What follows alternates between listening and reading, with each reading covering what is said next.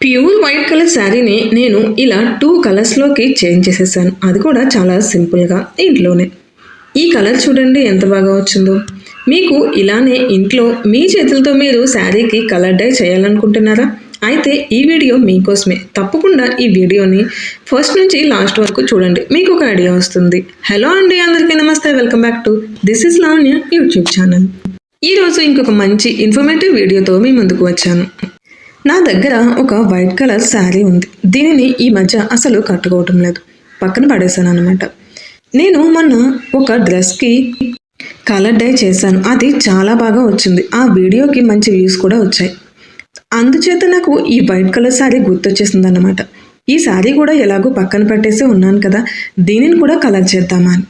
నేను ఆల్రెడీ ఒక కలర్తో ఒక ఫ్రాక్ కలర్ చేశాను, అది బాగా వచ్చింది. కానీ ఈసారి 2 కలర్స్తో చేద్దామని అయితే ఫిక్స్ అయిపోయాను అన్నమాట.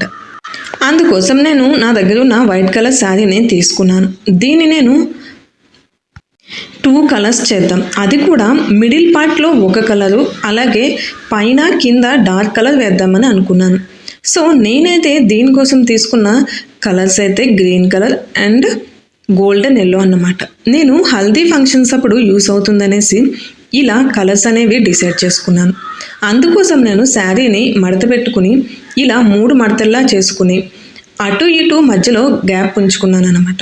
ఇప్పుడు ఈ శారీలో చూపిస్తున్నట్టు నేను పైన అలాగే కింద వరకు ఒక కలర్ యాడ్ చేస్తాను. మిడిల్లో మాత్రం గోల్డెన్ ఎల్లో కలర్ అనేది యాడ్ చేద్దామని ఫిక్స్ అయ్యాను. సో అందుకనే నేను ఈ శారీని ఇలా చిన్నగా మడతపెట్టి నేను స్కెచ్తో మార్క్ చేసుకున్నాను కదా, అక్కడికి ఒక రిబ్బన్తో గట్టిగా ముడిపెట్టేశాను. ఈ ముడి అనేది చాలా గట్టిగా వేసుకోవాలండి, నీరు అనేది లోపలికి వెళ్ళకూడదన్నమాట. ఇక్కడ కూడా ఈ సెకండ్ స్కెచ్ మార్క్ దగ్గర మళ్ళీ యథావిధిగా నేను ఇలా గట్టిగా ముడి పెట్టేసుకుంటున్నాను. ఇప్పుడు మనం ఆ చివర ఈ చివర మాత్రమే ఒక కలర్ని యాడ్ చేసుకుంటాం. మిడిల్లో తర్వాత కలర్ని యాడ్ చేసుకుంటాం అన్నమాట. ఇప్పుడు నేను రిబ్బన్తో కట్టుకున్న ఈ 2 కూడా సమానంగా చేసుకుని ఒక పక్కన పెట్టుకున్నాను. ఇప్పుడు ఈ చివర 2 కొసలు కూడా నార్మల్గా కూలింగ్ వాటర్ కూడా కాదు, నార్మల్ వాటర్లో నేను తడుపుకుని పక్కన పెట్టుకుంటున్నాను. ఎందుకంటే అప్పుడే కలర్ అనేది శారీ పూర్తిగా తీసుకుంటుంది. మనం పొడి శారీ అనేది వేస్తే సరిగా తీసుకోదు. ఇప్పుడే నేను మళ్ళీ కదం పక్కా రంగునే తీసుకున్నాను. ఇది బాటిల్ గ్రీన్ తీసుకుంటున్నాను అనమాట, ముందు చివరి పార్ట్ కోసం. అలాగే ఒక డై కలర్ ప్యాకెట్ కూడా. ఇప్పుడు నేను వీటిని తీసుకుని 2 కూడా సపరేట్గా బౌల్స్లోకి అయితే వేసేసుకుంటున్నాను. ఈ కలర్ అనేది చాలా డార్క్ కలర్లో ఉందన్నమాట. ఇది బాటిల్ గ్రీన్. నేను కొంచెం డార్క్ గ్రీన్నే ఎంచుకున్నానండి, కానీ గోల్డెన్ ఎల్లో అనేది లైట్ కలర్లో తీసుకున్నాను అనమాట. నేను పౌడరు అలాగే డై ఫిక్సర్ 2 తీసుకున్నాను. అలాగే కొద్దిగా కల్లుప్పు అన్నమాట. మనం ఈ వేడి నీళ్ళలోనేవి బాగా ఓవర్ హీట్లో తీసుకోవాలండి, అప్పుడే మనకి కలర్ అనేది బాగా పడుతుంది. నేను ఈ గిన్నెలోకి బాగా మరుగుతున్న వేడి నీళ్ళని తెచ్చి అందులో పోసుకున్నాను. అప్పుడు వెంటనే నా దగ్గర ఉన్న 1 కప్పు కల్లుప్పు, తర్వాత ఈ డై ఫిక్సర్ పౌడర్ అనేది ఇందులో యాడ్ చేసేసుకున్నాను. ఓన్లీ కలరు సాల్టే వేసానండి ఇందులో. మీకు వీలైతే కల్లుప్పునే వేయడానికి ప్రయత్నం చేయండి. ఇప్పుడు నేను ఆల్రెడీ తడిపి పెట్టుకున్న ఈ చీరను ఓన్లీ చివరి 2 కొసలు మాత్రమే ములిగేలా ఇందులోకి పెడుతున్నానన్నమాట. చూసారా, బాటిల్ గ్రీన్ ఎగ్జాక్ట్గా వచ్చింది. ఇప్పుడు నేను ఈ పైన మధ్యలో ఉన్న భాగాన్ని అయితే అస్సలు మునగనివ్వలేదు. నేను అలా పట్టుకున్నాను. దీనిని మాత్రం ఒక కర్ర సహాయంతో లోపలికి కలర్ అంతా అద్దుకునేలా గుచ్చుతున్నాను అనమాట. ఇలా చేసుకుని మనం దీనిని ఒక 20 నిమిషాల పాటు ఇలానే ఉంచేసుకోవాలండి. అప్పుడు కలర్ మనకి బాగా పడుతుంది. నేను ఇలా ఒక ½ అన్ అవర్ అయితే ఉంచేసాను. ఇప్పుడు ఈ నీళ్ళు కూడా బాగా చల్లారిపోయాయి. దీనిని ఇప్పుడు మనం బయటికి తీసుకోవాలి. చూసారా, కలర్ అనేది బాగా పట్టుకుంది. నేను అనుకున్న బాటిల్ గ్రీన్ కలర్ అయితే బాగా వచ్చేసింది. నేనైతే ఫుల్ హ్యాపీ అన్నమాట. సో ఇలా పక్కన పెట్టేసుకుని ఈ నీళ్ళు అనేవి కొంచెం బయటికి వెళ్ళిపోయేలా మనం వాడేసుకుంటే సరిపోతుంది. ఈలోపు మరి ఈ కలర్ పోకుండా ఉండటానికి మనం డై ఫిక్సర్ని యాడ్ చేయాలి కదా.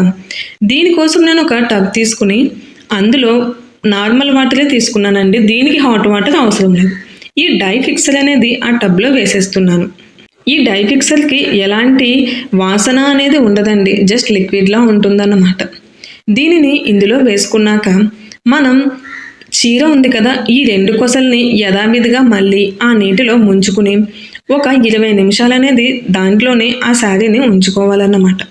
అప్పుడే మనం ఎలా వాష్ చేసినా కూడా మనకి పెట్టుకున్న కలర్ అనేది శారీని వదిలి పోదు. అలాగే నేను దాని నుంచి బయటికి తీసాక శారీని అయితే ఆరవేశాను. చూసారా, ఎగ్జాక్ట్గా నేను మిడిల్లో ఎలా అయితే వైట్ కలర్ ఉండాలనుకున్నానో అలానే ఉంది. ఇలా కూడా ఈ శారీ నాకైతే బాగుందనిపించింది. కానీ ఎల్లో కలర్లోకి మార్చాలి అని అయితే ఫిక్స్ అయ్యాను కదా. ఈ శారీ కలర్ అంతా భలే నీట్గా మారిపోయిందండి. వైట్ కలర్ శారీ అంటే ఎవరూ నమ్మరు. దీని మీదున్న చిన్న చిన్న వర్క్ పార్ట్లు కూడా గ్రీన్ కలర్లోకి వచ్చేసాయి. నిజంగా ఆసమ్ అన్నమాట. ఇప్పుడు నేను శారీ అనేది ఆరవేసుకున్నాక మీకు చూపిస్తున్నాను. నేను రిబ్బన్తో కట్టుకున్నాను కదా, ఆ రిబ్బన్ కట్టినంత వరకే ఆ కలర్ పట్టింది. మిడిల్లోది ఎక్కడ చిన్న మరక కూడా అంటుకోలేదు. నీట్గా వచ్చేసింది ఈ శారీ కలర్. ఇప్పుడు మిడిల్ పార్ట్కి నేను ఆ చివర ఈ చివర మీకు ఇంతకు ముందు చూపించినట్టుగానే రిబ్బన్స్ అనేవి కట్టేసుకున్నాను గట్టిగా. ఎందుకంటే మళ్ళీ ఈ ఎల్లో కలర్ వచ్చి గ్రీన్ కలర్ దగ్గరికి వెళ్ళకూడదు కదా. సో మిడిల్ పార్ట్ని ఇలా కట్టేసుకుని దీన్నే ఉంచాను. ఇప్పుడు మనం కలర్లో ఓన్లీ ఈ పార్ట్ మాత్రమే ముంచుకుంటాం అన్నమాట.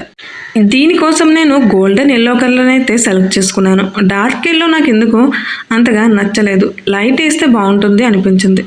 సో నేను దీనికోసం గోల్డెన్ ఎల్లో కలర్ ప్యాకెట్ తీసుకుని దీనిని కట్ చేసుకుని సేమ్ యథావిధిగా ఒక బౌల్లో వేసుకున్నాను. దీనికి ఒక డై ఫిక్సర్ ప్యాకెట్ పడుతుందన్నమాట. మళ్ళీ నీళ్ళని బాగా మరిగించుకుని ఈసారి నేను చిన్న గిన్నె తీసుకుని అందులో కల్లుప్పు వేసుకున్నాను. ఈ నీళ్ళు ఎప్పుడూ కూడా చాలా హీట్గా ఉండాలి, అది మర్చిపోవద్దు మీరు. ఇప్పుడు ఉప్పు వేసుకున్నాక నేను తీసుకున్న ఈ ఎల్లో కలర్ పౌడర్ని ఇందులో వేసేస్తున్నాను. దీన్ని కూడా బాగా మిక్స్ చేసుకున్నాక మనం ఆల్రెడీ కట్టి పెట్టుకున్నాం కదా శారీని, ఇప్పుడు ఓన్లీ ఆ మిడిల్ పార్ట్ మాత్రమే చాలా జాగ్రత్తగా ఇందులో ముంచుకోవాలి. వేడి నీళ్ళు కాబట్టి కొంచెం జాగ్రత్తగా ఈ పని అనేది చేసుకోండి. ఇలా కనుక మీరు డిజైన్ చేసుకోవాలి అనుకుంటే. చూసారా, నేను ఓన్లీ కర్ర సహాయంతోనే దానిని ముంచుతున్నాను. మీరు నీట్గా అబ్జర్వ్ చేయండి. ఇది గోల్డెన్ కలర్లోకి మారుతుంది. దీనిని కూడా ఇలా లోపలికి అనుకున్నాక ఒక 20 నిమిషాల పాటు అలా ఉంచేస్తే ఇది కలర్ అనేది పూర్తిగా అబ్జర్వ్ చేసుకుంటుంది. ఇప్పుడు దీనిని తీసి మళ్ళీ పక్కకి పెట్టుకుని మనం ఒక బకెట్లో డై ఫిక్సర్ ప్యాకెట్ని ఆల్రెడీ చింపి పెట్టుకున్నాం కదా, దానిని వేసుకుందాం. డై ఫిక్సర్లో ఒక 15 నిమిషాలు ఉంచిన తర్వాత మనం తీసి ఆరవేసుకోవచ్చు అన్నమాట. చూసారా, నేను చీరని ఆరవేసుకున్నాక వచ్చిన పిక్చర్ ఇది. నాకు ఎందుకో సిల్క్ శారీకి ఈ కలర్ అనేది నేను అనుకున్నంత పర్ఫెక్ట్గా పట్టలేదు అనుకుంటున్నాను. నెట్ క్లాత్కి చాలా బాగా పట్టింది. సిల్క్ శారీ కోసం అయితే ఒకసారి మీరు ఆలోచించే ఈ కలర్ అనేది డై చేసుకోండి. ఎందుకంటే నేను అనుకున్న పర్ఫెక్ట్ కలర్ అనేది రాలేదు. మేబీ నేను గోల్డెన్ ఎల్లో తీసుకోవటం వల్లనేమో ఏమో ఇది నాకు బాగా లైట్గా వచ్చిందనమాట. జస్ట్ లైక్ ఇది బేస్ అండ్ ఫ్లోర్ కలర్లోకి వచ్చింది, ఎల్లోలోకి అయితే అస్సలు టర్న్ అవ్వలేదు. నేను దీన్ని అయితే రికమెండ్ చేయాలని అనుకోవటం లేదు. సిల్క్ శారీస్ మీరు ఇలా డై చేయాలి అనుకుంటే కనుక ఒకసారి ఆలోచించుకుని బాగా డార్క్ కలర్లే తీసుకోండి.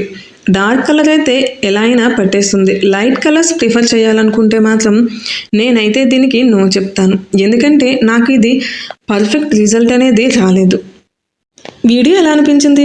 ఈ వీడియో మీకు కనుక నచ్చినట్లయితే తప్పకుండా ఛానల్ని సబ్స్క్రైబ్